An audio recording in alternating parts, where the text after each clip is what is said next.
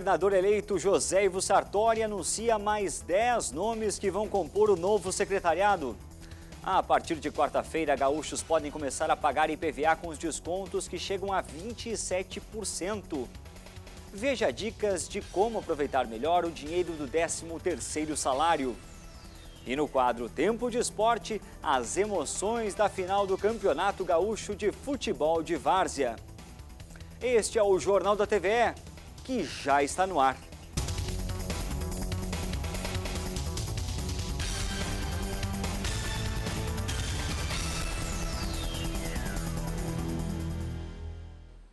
Boa noite.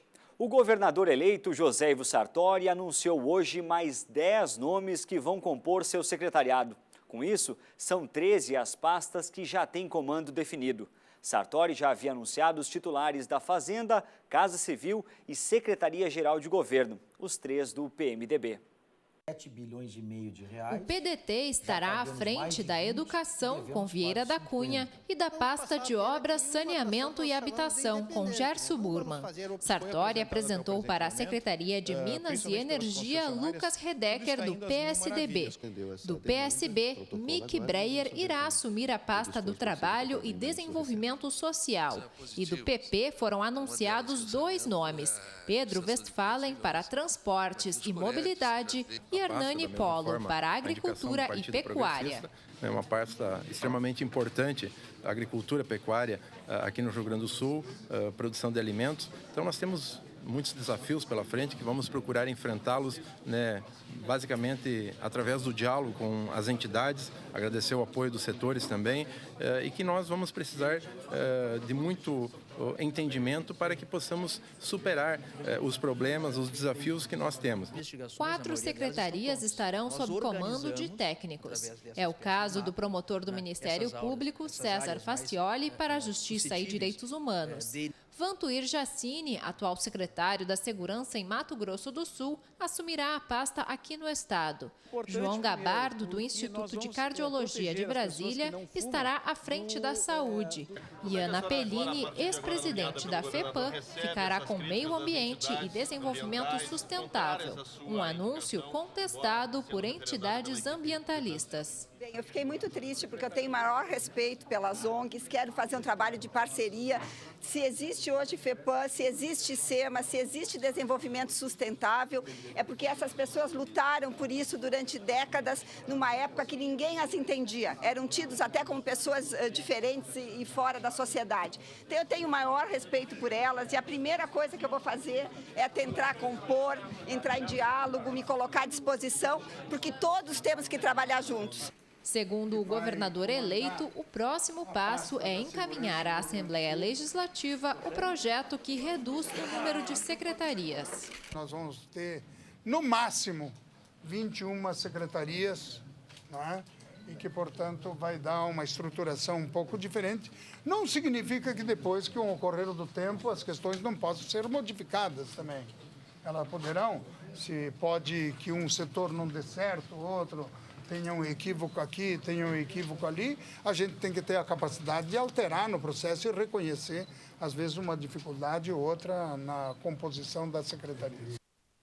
E o Rio Grande do Sul deve atingir ainda neste ano a marca dos 6 milhões de veículos circulando. Segundo especialistas, o aumento do número de automóveis por habitante exige mudanças no planejamento do trânsito, principalmente nas grandes cidades. O trânsito de Porto Alegre ilustra bem a realidade da maioria das metrópoles brasileiras. Muitos veículos e pouco espaço. Pouco espaço para estacionar e para dirigir com agilidade. Para este engenheiro de trânsito, o crescimento do número de carros, caminhões e motocicletas apontado pelo Detran deve tornar a trafegabilidade das vias ainda mais complicada. O plano diretor só contempla a verticalização das cidades e esquece o sistema viário, não prepara o sistema viário para o futuro, né?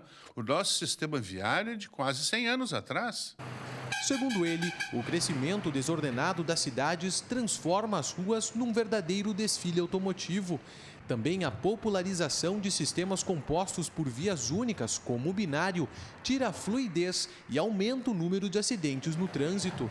É como se fosse uma faca de 2 gumes. apresenta algumas vantagens, mas tem grandes desvantagens. Aumenta o consumo de combustível, aumenta a velocidade e a gravidade dos acidentes, né? As viagens se tornam mais longas. Então, eu acho que a Prefeitura de Porto Alegre, ao longo dos anos, exagerou muito nesse plano de circulação. Mas o crescimento apresentado no relatório do Detran não é nenhuma novidade. Há pelo menos 2 anos, o número de emplacamentos de veículos tem crescido de forma acelerada no estado. Segundo o Departamento Estadual de Trânsito, são registrados 1.100 novos emplacamentos por dia. Nesse ritmo, o Rio Grande do Sul deve atingir a marca de 1 veículo para cada 2 habitantes até antes do Natal. Em Porto Alegre, a situação é ainda mais complicada. A capital dos gaúchos já registra praticamente 2 carros por habitante. E obras viárias, como a da Avenida Cristóvão Colombo, na terceira perimetral, não devem solucionar o impasse. Para um engenheiro, é preciso investir em um plano diretor de estacionamento. A Prefeitura deveria ter uma política, né, fazer uma política, junto do plano diretor, uma política de estacionamento. Inclusive estacionamento fora da via pública. Isto é, dar incentivos para a construção de garagens, edifícios garagem acima do solo e abaixo do solo. Nós poderíamos ter muitas praças aí, se nós fizéssemos escavações, com garagem subterrânea. A Petrobras vai pagar as rescisões e direitos trabalhistas aos mais de 1.000 funcionários demitidos pela empresa IESA Óleo e Gás de Charqueadas. A decisão foi anunciada hoje, após a reunião entre a direção da estatal com a Federação dos Metalúrgicos do Estado. A Petrobras também se comprometeu a manter os contratos com as empresas de Rio Grande e São José do Norte. Segundo o vice-presidente, a Federação dos Metalúrgicos, a estatal também tem interesse em manter os contratos do Polo Naval do Jacuí. Até março, os usuários de transporte rodoviário para as praias contarão com mais de 160 linhas temporárias ou regulares e um número superior a 750 horários adicionais. O DAIR estimula os viajantes no sentido de comunicarem problemas que podem aparecer principalmente se deixarem a compra de passagem para a última hora. Nesta época do ano, a venda de passagens quadruplica na rodoviária de Porto Alegre. E mesmo assim, quem não se adianta pode ficar sem o bilhete. Precavido, André tratou de comprar a passagem para a sogra viajar semana que vem. Já aconteceu, né, tu chegar em cima da hora, faltando alguns minutos, por exemplo, o ônibus sair e dizer, não tem mais. Então, por isso que eu estou comprando a passagem hoje, com cerca de, hoje é dia 15, né? Então, para o dia 23, com mais de uma semana de antecedência para ter. A falta de passagens é um dos alvos da Operação Verão do DAIR. O diretor da autarquia explica por que é importante que o passageiro comunique o problema. É importante porque isso faz com que a gente tenha um retorno do usuário a respeito da oferta de serviço, que é um dos principais quesitos, vamos dizer, da boa qualidade do serviço. Se a gente não fica sabendo que está existindo essa falta de lugares, a empresa dificilmente vai nos comunicar. Então, o usuário tem que dar esse retorno para que o DAIR possa atuar, principalmente entrando em contato com a empresa e vendo aqueles horários em que tem mais problema, né? 150 fiscais também verificam as condições dos ônibus, a quantidade de passageiros e se o horário de saída está sendo cumprido.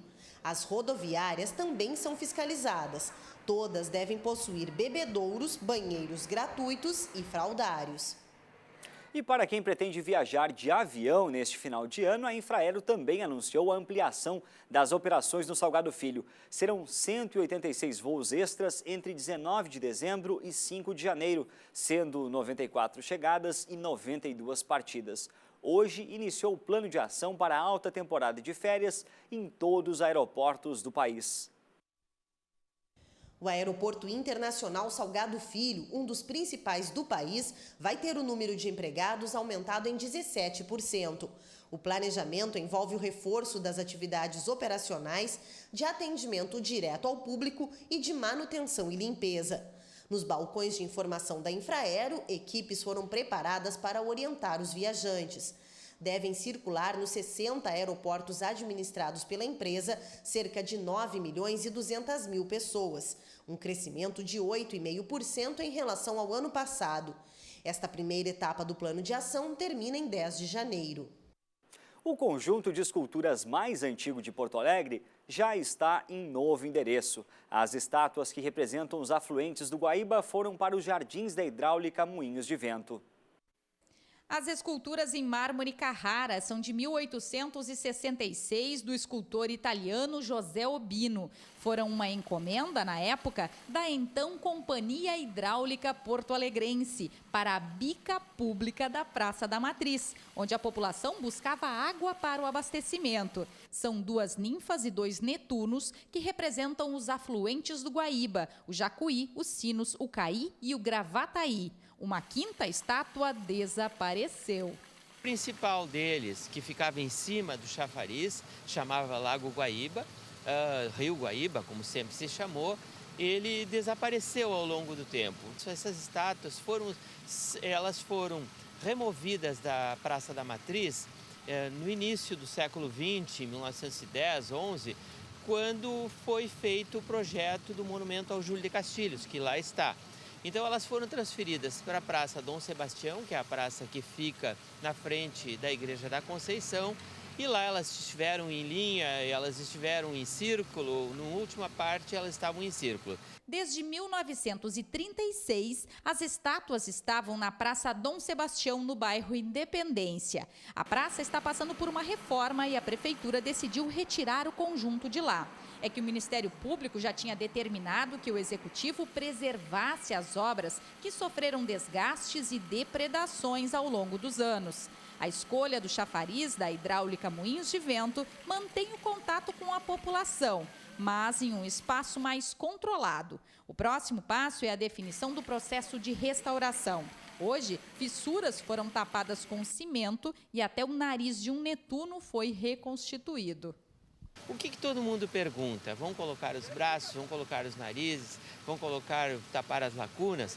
A gente sempre diz, olha, em restauração a gente para quando começa a invenção, porque existe um ponto básico que se chama falso histórico. O que são essas estátuas? Elas são testemunhos de uma época, elas são feitas de uma pedra. Essa pedra é única. Não há como fazer um braço com outra pedra que não fique com cara de.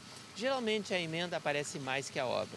Não é? Por isso que obras importantes como a Vênus de Milo, a Vitória de Samotrácia, que estão no Louvre, elas não têm complementação, faltam pedaços e ponto.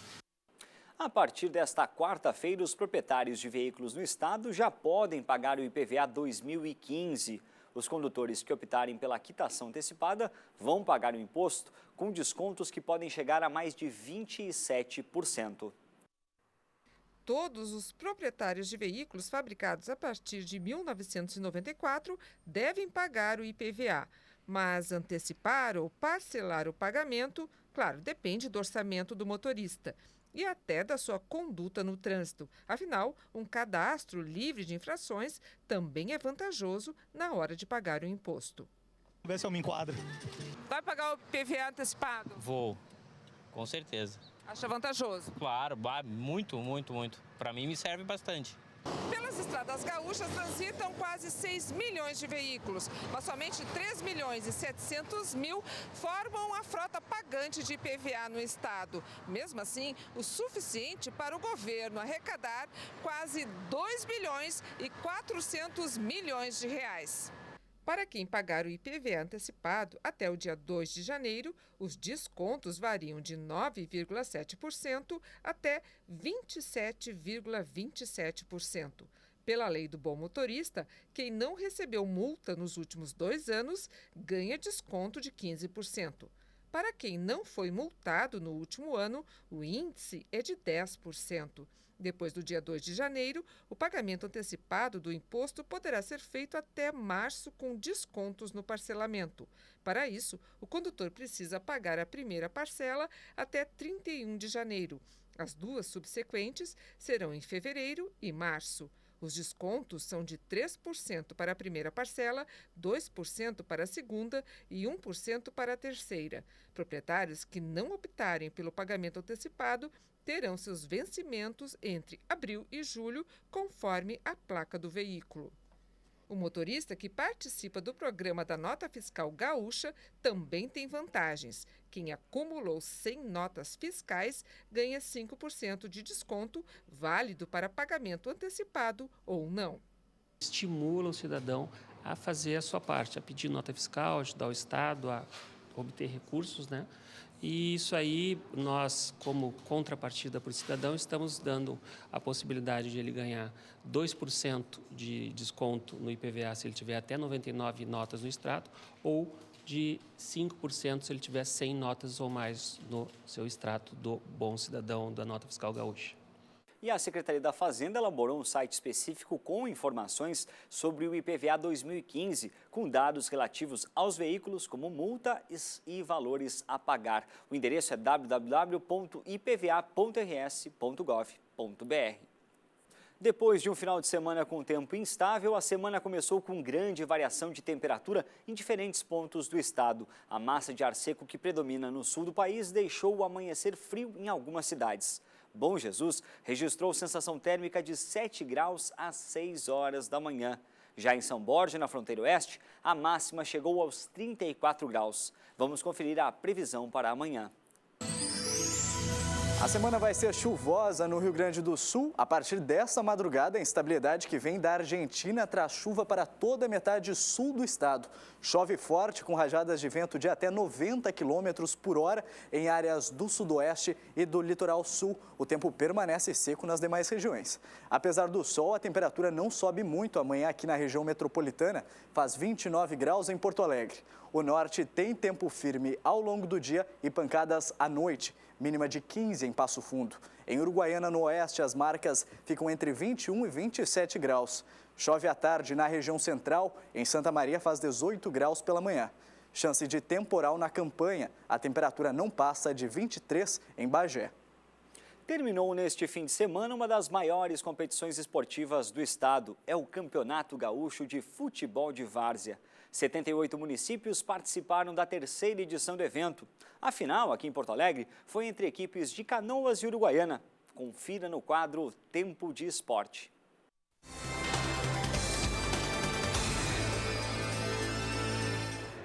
Essa torcida enfrentou horas de estrada para estar aqui e levar a Taça da Vitória para Uruguaiana. A viagem foi bem cansativa, o ônibus estragou, ficamos 3 horas encostados num posto, os guris vieram na frente, mas tudo bem, estamos aqui firme.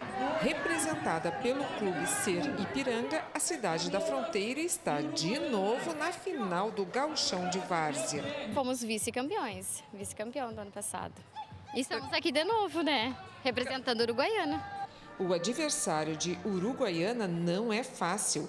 Canoas também mostra garra. Um gol para cá, outro para lá, mas o time da fronteira consegue ir para o intervalo com a vantagem de um gol. Como é que tá o jogo? O jogo tá bom, tá um jogo bastante truncado, mas tá aberto. As duas equipes deixam jogar e sabem jogar, né? O jogo tá bom. Tá um jogo bem parelho. Eles saíram ganhando 1-0, a gente conseguiu um empate, consegui fazer um belo gol. E depois eles acabaram fazendo num pênalti o segundo gol. Organizado pela Fundação de Esporte e Lazer do Rio Grande do Sul, o Gauchão de Várzea rodou o estado, promovendo muito mais do que um entretenimento esportivo. Um campeonato popular de futebol, né? Ele atingiu 78 cidades do interior do estado, de todo o estado, de todas as regiões do estado. São 80 equipes inscritas. O futebol é um elemento muito importante para a cultura brasileira, né? Ele ajuda a construir a identidade nacional, né?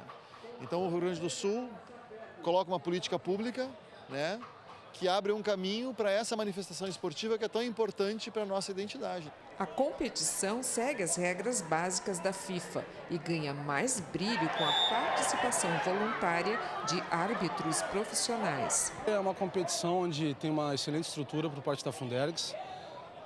Eles tentam propiciar o melhor possível para as equipes. E tanto eu como os meus colegas poderem participar desse grande evento né, só engrandece essa atividade. No segundo tempo do jogo, os canoenses conseguem empatar. Tudo leva a crer que a partida vai para aquela hora de agonia dos pênaltis. As taças entram em cena, mas no último minuto, o Canoas marca seu terceiro gol e define o campeonato. Por 3-2, Canoas se junta às cidades de Santa Maria e Portão no pódio dos campeões do Gauchão de Várzea. Uruguaiana volta de novo para casa com título de vice, mas já garantindo em 2015 sua entrada na competição nas oitavas de final. Para a torcida do Canoas, um fim de semana de comemoração. O time jogou bem aí, no final matou aí. Mereceu essa vitória. Foi justo e a equipe está de parabéns.